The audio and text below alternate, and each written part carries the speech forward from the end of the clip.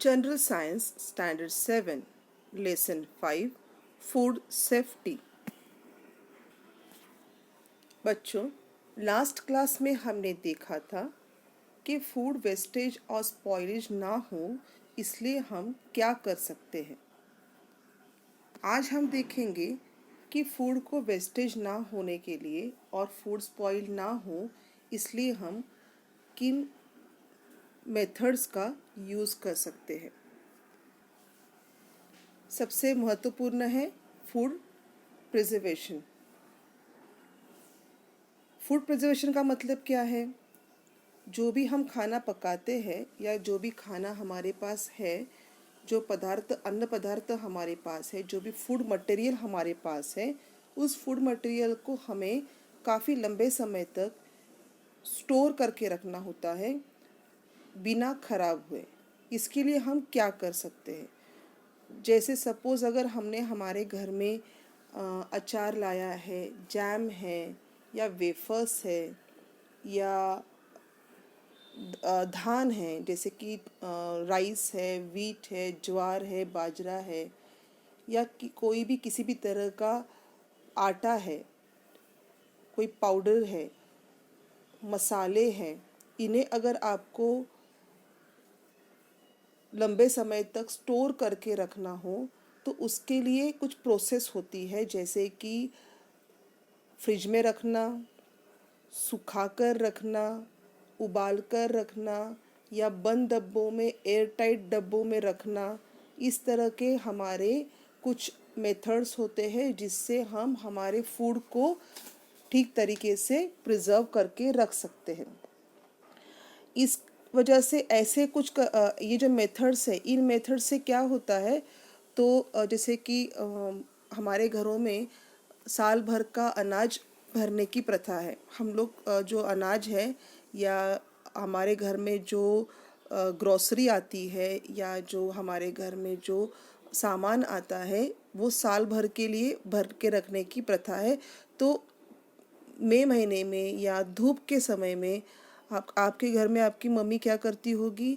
चावल या गेहूँ, ज्वार, बाजरा, दालें, ये जो सब है इन्हें एक साल के लिए भर के रखती है और इसे सबसे पहले धूप में सुखाती है। धूप में सुखाने के बाद फिर उसे ठंडा करके फिर उसे एक बहुत अच्छे साफ सुथरे कंटेनर में या किसी बैग में, गिनी बैग में भर के रख देती है। उसमें वो नीम के पत्ते या दवाई डालकर उसे स्टोर करके रखती है स्टोर रूम में। पूरे साल भर के लिए अचार और मसाले बनाए जाते हैं। ये अचार और मसाले भी इसी तरह से साफ़ सुथरी जगह पर स्टोर करके हवाबंद डब्बों में, एयर टाइट कंटेनर्स में भर कर साल भर के लिए स्टोर करके रखे जाते हैं। तो ये सब प्रोसेस करने की आवश्यकता क्या है? तो इस सब प्रोसेस में जो फूड मटेरियल है उस फूड मटेरियल में किसी भी तरह के माइक्रो ऑर्गेनिजम्स ग्रो ना करे या उनकी कोई ग्रोथ ना हो, इसलिए हम ये सब कुछ जो है प्रिवेंशंस लेते हैं। एक बार अगर गलती से भी उसके अंदर कोई माइक्रो ऑर्गेनिज्म की ग्रोथ होना शुरू हो गई तो ये सारा जो भी मटेरियल है या जो भी फूड आइटम्स है वो सब खराब हो सकते हैं और उनको फेंकना पड़ सकता है। इसलिए इनका प्रिजर्वेशन और इनका प्रोटेक्शन बहुत ही सावधानी से करना आवश्यक है। फूड का प्रोटेक्शन और फूड प्रिजर्वेशन करने की दो मेथड्स है। ये जो दो मेथड्स है इनके बारे में हम सबसे पहले जान लेते हैं।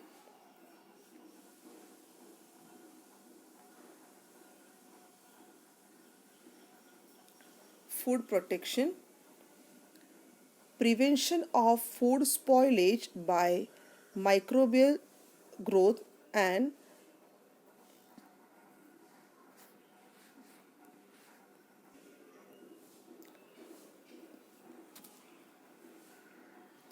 prevention of food spoilage by microbial growth and infestation by pests is called food protection. Prevention of food spoilage by microbial growth. Microbial growth का मतलब क्या है?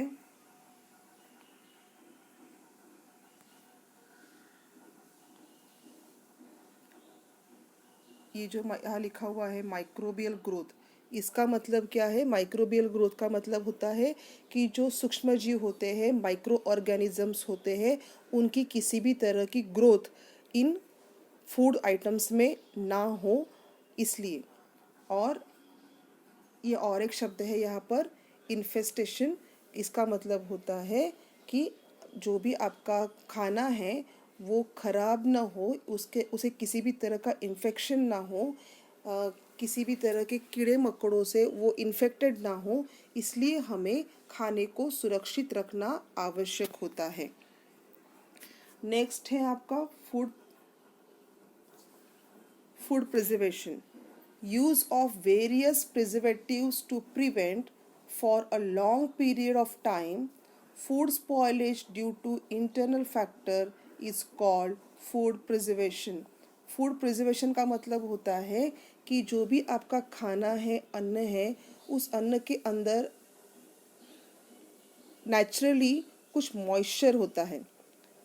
इस मॉइस्चर के कारण इस या कुछ ऐसे फैक्टर्स होते हैं जिनके कारण खाना बहुत जल्दी ख़राब होने की संभावना होती है। तो ऐसे फूड आइटम्स को अगर आपको बहुत लंबे समय तक टिका कर रखना है या स्टोर करके रखना है, प्रिवेंट करके रखना है, तो आपको उसके अंदर कुछ प्रिजर्वेटिव्स डालने पड़ते हैं।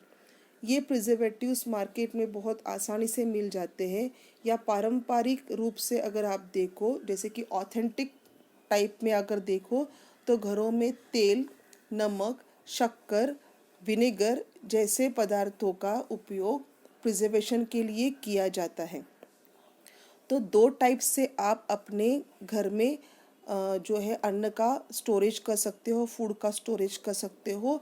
एक तो उस पदार्थ को सुरक्षित रख के, और दूसरा उसमें प्रिजर्वेटिव्स का इस्तेमाल करके। तो आते हैं एक एक करके, हम स्टेप्स देखते हैं कि किस प्रकार से हम हमारे फूड आइटम्स को प्रोटेक्ट कर सकते हैं, इनके कौन से मेथड्स हैं। दोबारा एक बार हम जो पेज पढ़ रहे थे, हम उस पेज को दोबारा एक बार देख लेते हैं। हम देख रहे थे कि we have learned about various methods of safe storage of food like freezing, dyeing, boiling, airtight packing, etc. These different methods prevent the growth of microorganisms in food and thereby save the food for spoiling. There are two types: food protection and food preservation. What is food protection? Prevention of food spoilage by microbial growth and infestation by pests is called food protection. Food preservation. Use of various preservatives to prevent for a long period of time food spoilage due to internal factors is called food preservation. सबसे पहला method है freezing. Freezing का मतलब होता है कि आप अपने घरों में, सबके घरों में आजकल फ्रिज होता है। फ्रिज में हम क्या करते हैं? तो फ्रिज में हम जो भी हमारा खाना है, सब्जियां है, दूध है, दही है, मक्खन है, फिश है, मीट है, चीज़ है, केक है, फ्रूट्स है, अंडे है, इन्हें हम क्या करते हैं? हम इन सभी फूड आइटम्स को हमारे फ्रिज के अंदर स्टोर करके रखते हैं। क्यों फ्रिज के अंदर स्टोर करके रखते हैं? क्योंकि फ्रिज का टेम्परेचर बहुत ही कम होता है। फ्रिज के बाहर के रूम टेम्परेचर के कंपैरिजन में फ्रिज का टेम्परेचर हमेशा लो होता है, कम होता है। लो टेम्परेचर में, कम टेम्परेचर में जो माइक्रो ऑर्गेनिजम्स होते हैं उनकी ग्रोथ बहुत ही स्लो हो जाती है, और इस वजह से हमारा खाना कुछ थोड़े ज़्यादा समय तक हम फ्रिज के अंदर स्टोर करके रख सकते हैं। ये हमारा सबसे बड़ा एक इम्पोर्टेंट तरीका है, या बहुत ही अ, आम तरीका है, बहुत ही फेमस तरीका है फूड का प्रोटेक्शन करने का, फूड को स्टोर करने का। पर एक बात ध्यान में रखो कि फ्रिज के अंदर अंदर हम सिर्फ 2 3 या 4 दिन तक ही हमारा खाना स्टोर करके रख सकते हैं। एक एक महीने तक खाना स्टोर करके नहीं रख सकते, क्योंकि ये जो फ्रीज़र होता है या फ्रिज जो होता है, इसमें सिर्फ माइक्रो ऑर्गेनिज़म्स की का जो रिएक्शन है, या माइक्रोबायोलॉजिकल या केमिकल रिएक्शन है, उसे हम सिर्फ स्लो डाउन कर सकते हैं, ख़त्म नहीं कर सकते, बंद नहीं कर सकते। तो सिर्फ प्रोसेस स्लो हो जाती है खाना ख़राब होने की।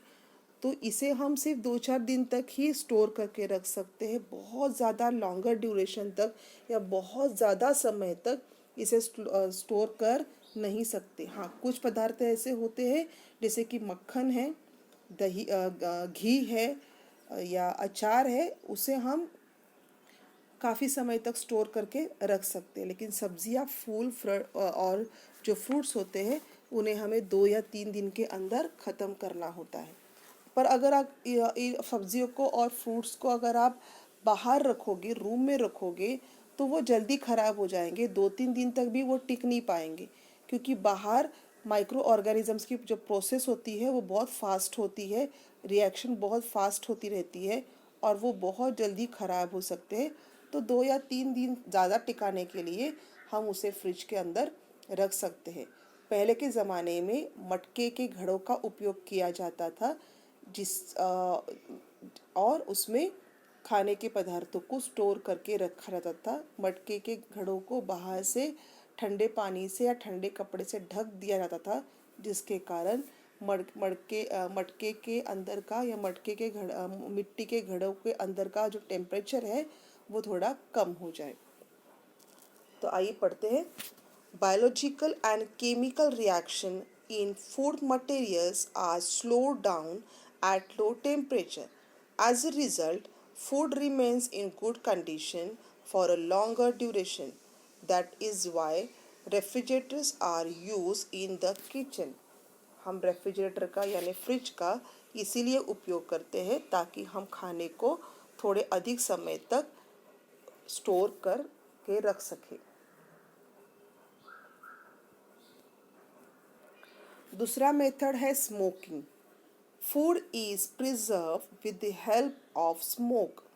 Aluminium phosphide aluminium phosphide is use in this method. Aluminium phosphide, ये नया शब्द है आपके लिए।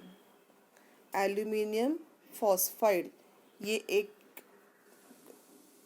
यौगिक है, ये एक मिक्सचर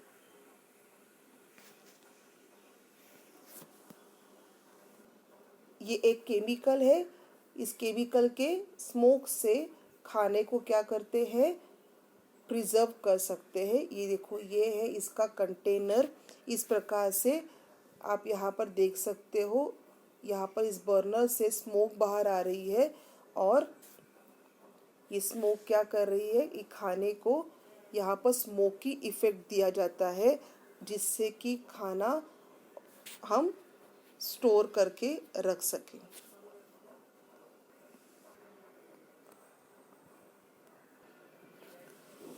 यूज़ ऑफ इंसेक्टिसाइड का मतलब क्या है कि जो खेतों में उगने वाला या खेतों में जो बनने वाला जो अनाज है, उसको जब हम बोरियों के अंदर भर देते हैं, गनी बैग के अंदर जब हम उनको भर देते हैं, तो उसे अब स्टोर करना होता है। अब खेतों में से निकाला गया जो भी हमारा अनाज है वो ख़राब न हो जाए, इसलिए उस अनाज पर मेथिलियन नामक केमिकल का स्प्रे किया जाता है। मेथिलियन, ये भी एक नया शब्द है आपके लिए। मेथिलियन का स्प्रे किया जाता है फूड ग्रेन्स के गिनी बैग पर। इसे कहा जाता है इंसेक्टिसाइड। इससे भी आपके जो भी ग्रेन्स हैं, धान है, वो बहुत लंबे समय तक गोदामों में, स्टोर रूम में सुरक्षित रह सकते हैं। इसके बाद है इरेडिएशन। अब इरेडिएशन मतलब क्या, कि जो खाना है, जो फूड आइटम्स हैं, उनके ऊपर रेडिएशन यानी कि जो किरणें हैं, प्रकिरणें हैं, उनका उपयोग किया जाता है। उनके उपयोग से, इन रेस के उपयोग से, इन रेस को पूरे खाने पर, आपके फूड आइटम्स पर मारा जाता है। और उसके बाद इस प्रोसेस की वजह से जो भी उस फूड आइटम्स के अंदर माइक्रोब्स, इंसेक्ट्स या किसी भी प्रकार के अगर बैक्टीरियाज हो या फंगस हो, तो वो सारे के सारे मर जाते हैं और आपका खाना काफ़ी लंबे समय तक टिक के रह सकता है। जैसे कि पोटैटोज़ है, ऑनियन है, ये बहुत जल्दी ख़राब हो जाते हैं, इनमें बहुत जल्दी स्प्राउट आ जाते हैं, अंकुर आ जाते हैं, और ऐसे फूड आइटम्स बहुत जल्दी ख़राब हो जाते हैं। खेतों से मार्केट में आने तक के काफ़ी लंबे समय तक ये आइटम्स ख़राब हो सकते हैं। इसलिए इन पर इस प्रकार के इरेडिएशन प्रोसेस की जाती है, जिससे कि इनकी जो मतलब रैपिंग की जो इसकी पीरियड है, ये थोड़ी और बढ़ जाए। बहुत जल्दी जल्दी ये इनमें स्प्राउट ना आए, ये बहुत जल्दी पके ना, इसलिए इसको लंबे समय तक टिका के रखने के लिए इस प्रकार से इरेडिएशन मेथड का यूज़ किया जाता है। एक बार पढ़ते हैं इसे। In this method, food is exposed to ionizing radiation such as high energy electrons emitted by accelerators, X-rays, gamma rays emitted by radioactive isotopes, etc. This process destroyed the microbes, insects, etc. क्या होता है इस process में, ये ध्यान में रखिए। इस प्रोसेस में जो माइक्रोब्स और जो इंसेक्ट्स होते हैं वो मर जाते हैं, डिस्ट्रॉय हो जाते हैं। Shelf life of fruit increases due to increase in ripening period. जो आपके फल होते हैं वो बहुत जल्दी पक न जाए। जैसे आम है, आम अगर 3 या 4 दिन में या एक हफ्ते भर में पकता है, तो ऐसा आम अगर ट्रांसपोर्टेशन में ही पक गया तो वो ख़राब हो सकता है। तो इस तरह से जो है मैंगो पर इरेडिएशन प्रोसेस की जाती है, ताकि लंबे समय तक, जब तक वो आपके पास ना पहुँचे, वो उसकी जो तैयार होने की या जो उसकी राइपनिंग की जो प्रोसेस है वो थोड़ी स्लो हो जाए। The shelf life of potatoes and onion increases due to slow down sprouting. जो स्प्राउटनिंग प्रोसेस होती है मैंगोज़ और पोटैटोज़ की, वो भी स्लो डाउन हो जाती है इस इरेडिएशन प्रोसेस से। इसके बाद जो एक प्रोसेस है वो है पाश्चराइजेशन। ये बहुत ही इम्पोर्टेंट प्रोसेस है, एग्ज़ाम में इसके बारे में आपको पूछा जा सकता है। पाश्चराइजेशन का मतलब क्या है? तो जो हमारे घरों में जो दूध आता है, जो पैकेट्स में आपके घर में दूध आता है, वो दूध, आप उस दूध के पैकेट पे पढ़ सकते हो, वहाँ पर लिखा होता है पाश्चराइज्ड मिल्क। तो पाश्चराइज्ड मिल्क का मतलब क्या है? जो दूध डेयरी में से कंपनियों में जाता है, जो दूध डेयरी में से डेयरी फार्म पर जाता है या बड़े बड़े कंपनियों में जाता है, वहाँ पर इस दूध को 80 डिग्री सेल्सियस तक 15 मिनट तक बॉईल किया जाता है। क्या करते हैं? 80 डिग्री सेल्सियस तक 15 मिनट तक बॉईल किया जाता है। 80 डिग्री सेल्सियस टेम्परेचर पर 15 मिनट्स तक बॉईल करके उसे क्विकली ठंडा किया जाता है। ये जो बहुत बड़े पैमाने पर या बहुत बड़े टेम्परेचर पर बॉईल करके क्विकली कूलिंग करने की जो प्रोसेस है, उसे कहा जाता है पाश्चराइजेशन। ध्यान दो, पाश्चराइजेशन का सबसे इम्पोर्टेंट मेथड क्या है? या भाग क्या है? तो पास्चराइजेशन का सबसे इम्पोर्टेंट पार्ट क्या है? तो यहाँ पर दूध को 80 डिग्री सेल्सियस के टेम्परेचर पर, हाई टेम्परेचर पर 15 मिनट्स तक बॉईल करना और उसके बाद उसे क्विकली ठंडा करके बॉटल्स में भर देना या बैग में भर के उसे सील कर देना, इसे कहा जाता है पास्चराइजेशन। आई बात समझ में? तो इसमें 80 डिग्री टेम्परेचर ये बहुत ही इम्पोर्टेंट है। तो एक बार पढ़ लेते हैं हम। This method involves heating the milk और other similar foodstuffs up to a certain temperature, example milk at 80 degrees Celsius for 15 minutes and cooling it quickly। मैंने बताया ना आपको, ये बहुत इम्पोर्टेंट सेंटेंस है कि मिल्क को 80 डिग्री से टेम्परेचर पर हीट करके 15 मिनट्स तक उसको बॉईल करके उसे क्विकली कूल करना, इसे कहा जाता है पास्चराइजेशन। दिस डिस्ट्रॉय, ये जो प्रोसेस है इसका मतलब क्या है? इससे क्या होता है? This destroys the microbes present in the milk and it keeps for a longer duration. इस मेथड से क्या होता है कि जो माइक्रोब्स है उन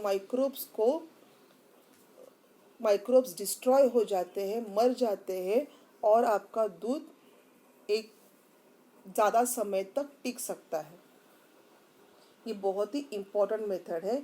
इस मेथड को जिन्होंने इन्वेंट किया वो है लुईस पाश्चर, जिनके नाम से ही इस मेथड को पाश्चराइजेशन मेथड कहा जाता है।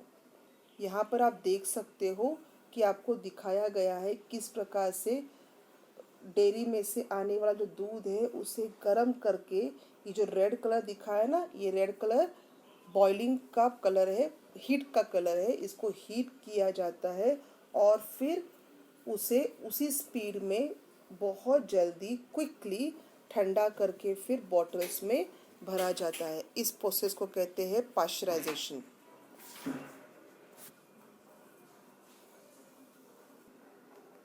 इसके बाद की जो प्रोसेस है वो है use of insert gas. Use of insert gas, nitrogen gas is filled in airtight packets or of potatoes wafers and other food products, thus preventing the growth of fungus and insect in them। आप जो भी आपके घर में, आप जो भी दुकान में से वेफर के पैकेट्स लेके आते हो, कुरकुरे के पैकेट्स लेके आते हो, या कोई भी ऐसे पैकेट्स जो कि एयर टाइट होते हैं या पैकेट्स में भरकर उनको एयर टाइट किया जाता है, सील किया होता है, मसाले हो चाहे कुछ भी हो, ऐसे पैकेट्स जो होते हैं, इन पैकेट्स के अंदर नाइट्रोजन गैस को भरकर उन पैकेट्स को एयर टाइट किया जाता है। इस प्रोसेस में क्या होता है, नाइट्रोजन गैस की वजह से जो भी अंदर इंसेक्ट्स या फंगस की ग्रोथ होने वाली होती है वो ग्रोथ होने से रुक जाती है, प्रिवेंट हो जाती है और आपके जो भी फूड आइटम्स हैं वो आपको फ्रेश और अच्छे रूप में खाने को मिलते हैं। तो ये भी एक तरीका है फूड्स को प्रिजर्व करने का, प्रोटेक्ट करने का, यूज़ ऑफ इंसर्ट गैस। उसके बाद यूज़ ऑफ प्रिजर्वेटिव्स। अब प्रिजर्वेटिव्स का मतलब क्या है? मैंने आपको पहले ही बताया था कि प्रिजर्वेटिव्स का मतलब होता है कि आपका जो भी फूड आइटम है या फूड है उसे काफ़ी लंबे समय तक टिका के रखने के लिए हमें उसमें कुछ बाहर से एक इंग्रेडिएंट या केमिकल यूज़ करना पड़ता है, जिसके कारण आपका फूड आइटम, आपका फूड लंबे समय तक टिक कर रह सके। पहले के ज़माने में जो घर की औरतें थी वो साल भर के लिए मसाले, अचार, मुरब्बा और बहुत सारी चीज़ें, खाने की बहुत सारी चीज़ें धूप के दिनों में, मई महीने के, मार्च अप्रैल मई के दिनों में ही बनाकर रखती थी, ताकि पूरे साल भर, यानी कि जो ठंडी का और बारिश का महीना है, इन दिनों में ये पदार्थ, ये जो भी आइटम्स है, ये फूड मटेरियल जो है वो बहुत लंबे समय तक टिका के रखने के लिए, प्रिजर्व करके रखने के लिए इन पदार्थों में वो नमक और शक्कर का इस्तेमाल करते थे, शुगर और सॉल्ट का इस्तेमाल किया जाता था, जिससे आपका खाना, आपके अचार, आपके मुरब्बे काफ़ी लंबे समय तक स्टोर करके आप रख सकते थे। पर ये स्टोरिंग जो है वो एक नेचुरल मेथड है। ये स्टोरिंग जो है ये आप जब घर में इस प्रकार के अचार मुरब्बे बनाते हो तो आप इसका इस्तेमाल करते हो। पर जब बड़े पैमाने में कंपनियों में इस तरह के अचार और मुरब्बे बनते हैं तो सिर्फ शुगर और सॉल्ट का उपयोग करके आप उसको प्रिजर्व नहीं कर सकते। उस वक्त आपको वहाँ पर केमिकल प्रिजर्वेटिव्स का इस्तेमाल करना पड़ता है। देखते हैं इन दोनों भी प्रिजर्वेटिव्स के बारे में। सबसे पहले है natural preservative. Some naturally available material like salt, sugar, oil are used as preservatives in pickles, jams, murabba, petha etc. Natural preservatives कौन से हैं? सॉल्ट, शुगर और ऑयल। इनकी हेल्प से आप जैम, मुरब्बा, पिकल जैसे जो भी आपके फूड आइटम्स हैं उनको बहुत लंबे समय तक प्रिजर्व करके रख सकते हो। सेकेंड मेथड है आपका केमिकल प्रिजर्वेटिव्स। केमिकल प्रिजर्वेटिव्स कौन से होते हैं? एसिटिक एसिड, जो कि आपके घरों में बहुत आसानी से मिल जाता है, vinegar, citric acid, sodium benzoate और कुछ नाइट्रेट्स और नाइट्राइड्स जो भी होते हैं, इनका भी उपयोग करके आप क्या कर सकते हो? अपने खाने को प्रिजर्व कर सकते हो। केमिकल प्रिजर्वेटिव्स: एसिटिक एसिड यानी कि vinegar, citric acid, sodium benzoate and some nitrates and nitrites salts are are some examples of chemical preservatives. ये सब केमिकल प्रिजर्वेटिव्स हैं। They are use in sauces, jellies, jams and in pack ready to cook vegetables. जो आपके घर में ready to cook vegetables आते हैं ना, जैसे कि मैगी है या आजकल पनीर के या जो भी आप खाना बनाना चाहते हो उसके जो मसाले आते हैं रेडी टू कुक के, वो सभी मसाले इसी प्रकार से प्रिजर्व करके ही पैक किए जाते हैं। आप अपने घरों में आने वाले किसी भी पैक फूड आइटम को ले लो और उसके पीछे आप पढ़ सकते हो कि उसमें कौन सा प्रिजर्वेटिव इस्तेमाल किया गया है। सभी प्रिजर्वेटिव्स के बारे में हर एक पैक पर जानकारी दी जाती है। Cook vegetables and ready to eat foods etcetera. This preservatives keep the food safe for a very long duration. इन प्रिजर्वेटिव्स की वजह से जो भी फूड आइटम्स होते हैं वो आप 2 या 3 साल के लिए उसे प्रिजर्व करके रख सकते हो। तो आज हमने देखा कि किस प्रकार से अलग अलग मेथड से आप फूड आइटम्स को प्रिजर्व कर सकते हो, प्रोटेक्ट कर सकते हो। एक बार दोबारा आप इस सब के बारे में ध्यान से पढ़ो और इसके बारे में और जानकारी प्राप्त करो, जिससे कि आपको ये जो भी आज हमने पढ़ा है बहुत अच्छे से समझ में आए। एग्जाम्पल ये जो सारे हमने मेथड्स देखे हैं वो एग्ज़ाम की दृष्टि से बहुत ही महत्वपूर्ण हैं। धन्यवाद।